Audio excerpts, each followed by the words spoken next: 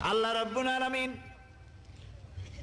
কোরআনে কারীমের ভিতরে নবীজির নাম একটি বারের জন্য নাম ধরে তাকে ডাকেন নাই, বরং তিনি বলেছেন তোমরা পরস্পর পরস্পরকে যেভাবে নাম ধরে ডাকাডাকি করো আমার নবীকে সেভাবে নাম ধরে ডাকবে না। আল্লাহ নিষেধ করেছেন আমার নবীর নাম ধরে ডাকবে না। সুবহানাল্লাহি ওয়া বিহামদিহি। এই পৃথিবীতে যত নবী আসছেন সমস্ত নবীরা হলেন এলাকা ভিত্তিক নবী, অঞ্চল ভিত্তিক নবী। এক এক এলাকার, নূহ আলাইহিস সালাম এক এলাকার, মুসা আলাইহিস সালাম আলাক এলাকার, দাউদ আলাইহিস সালাম আলাক আরেক এলাকার, এরকম এলাকা ভাগ ভাগ করা।